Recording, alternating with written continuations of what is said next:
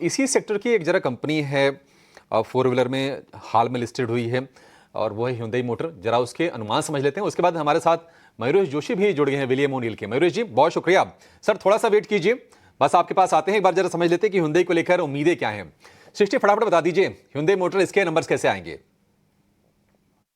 वहीं अगर बात करें Hyundai मोटर्स की तो जी हाँ, यहाँ पे मार्जिन्स में थोड़ा सा प्रेशर ज़रूर देखने को मिल सकता है, क्योंकि देखिए वॉल्यूम से इस बार कुछ बहुत ज़्यादा सहारा नहीं देखने को मिला। अगर Hyundai मोटर इंडिया के वॉल्यूम्स की बात करें तो यहाँ पे साल दर साल 1% की गिरावट और तिमाही दर तिमाही लगभग 2.5% की गिरावट देखने को मिली है। इसके अलावा एक्सपोर्ट्स में भी डिक्लाइन रहा है, जहाँ पे साल दर साल और साथ ही तिमाही दर तिमाही एक गिरावट दर्ज की कंपनी ने। और साथ ही एवरेज सेलिंग प्राइस यानी कीमतों में कोई बढ़त नहीं हुई है, क्योंकि तीसरी तिमाही में हम सभी डिस्कस कर रहे थे कि किस तरीके से कंपनी जो है भर भर के डिस्काउंट्स दे रही थी ताकि इनकी इन्वेंट्री पुश हो ईयर एंड के चलते। तो इन सभी के चलते जो है कंपनी के नतीजों से कुछ बहुत ज़्यादा खास उम्मीदें नहीं है। साथ ही मार्जिन्स पर भी दबाव देखने को मिल सकता है। इस बार आय की बात करें तो वहाँ पे साल दर साल 2% की गिरावट रहेगी, पर EBITDA के फ्रंट पे 16% की गिरावट दर्ज हो सकती है। लगभग 2100 करोड़ के आसपास कंपनी का EBITDA आने की उम्मीद है।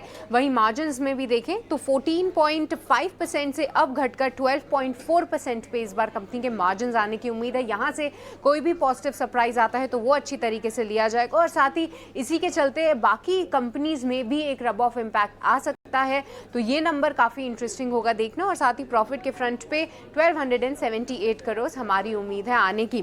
इसके अलावा बात करें तो कंपनी के आने वाले टाइम में डिमांड आउटलुक को लेकर सबसे ज़्यादा इंटरेस्ट रहेगा। साथ ही जो कंपनी ने नई क्रेटा ईवी का लॉन्च किया है उसको लेकर क्या रिस्पॉन्स है वो भी देखना काफ़ी इंटरेस्टिंग होगा। तो Hyundai मोटर्स इंडिया इस बार नंबर्स के फ्रंट पे बहुत ज़्यादा उम्मीदें ना रखे, पर हो सकता है कमेंट्री के दम पे कोई एक्शन ज़रूर देखने को मिले, तो उसको हम ट्रैक ज़रूर करेंगे।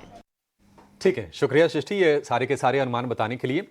मयूरेश जी अगर हम बात करें इस सेगमेंट की, और इसी के साथ साथ हम Hyundai की चर्चा भी कर लेंगे।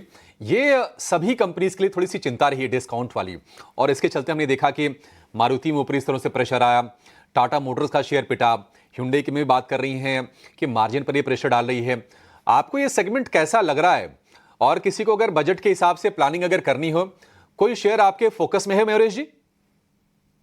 अभिषेक जी, नहीं, आई थिंक एक हाई बेस का इफेक्ट है, और जैसे सृष्टि बता रही थी, आई थिंक नंबर्स सॉफ्ट होने की ही उम्मीद है, क्योंकि जो वॉल्यूम्स हम पेंसिल इन कर रहे हैं ये मार्केट एक्सपेक्टेशन के आसपास ही रहेंगे, because of the monthly data that we get. यानी मंथली डेटा से एक अंदाज आ जाता है कि वॉल्यूम ग्रोथ कैसी रहेगी। जहां तक प्राइसिंग का सवाल रहा है, ऑब्वियसली आई थिंक थोड़े इंक्रीजेस आपने देखे हैं in the month of Jain. Selective model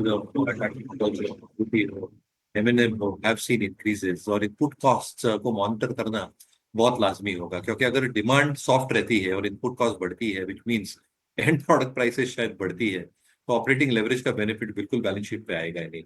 last but not the least, I think जितने नए लॉन्चेस हम एक्सपेक्ट कर रहे हैं, auto expo was quite eye opener. I think जो नए नए मॉडल शोकेस हुए हैं ऑटो एक्सपो में, और जैसे इनकी लॉन्चेस होंगे along with a lot of other electrical mobility platforms, हमें लगता है आई थिंक अगले वर्ष के लिए आई थिंक कंपटीशन इंटेंसिटी भी बढ़ेगी as far as pricing is concerned. और इसलिए मुझे लगता है I think stocks like M&M, जिसका प्रदर्शन ठीक ठाक रहा है अभी तक, स्पेसिफिकली एसयूवीज में हाइब्रिड्स को लेके, उनकी जो फार्म इक्विपमेंट सेगमेंट है, tractor business is expected to do well, और S2P वैल्यूएशन में जो बाकी की सब्सिडरीज है आर परफॉर्मिंग रिलेटिवली बेटर। तो I think out of four wheelers शायद M&M, जिनके पास है इनकी EPS रेटिंग जो हम बहुत क्लोजली ट्रैक करते हैं मार्केट्स में, तो इंडिया में इंस्टीट्यूशन होल्डिंग भी ठीक ठाक लग रही है, तो जिनके पास M&M है बिल्कुल होल्ड करना चाहिए।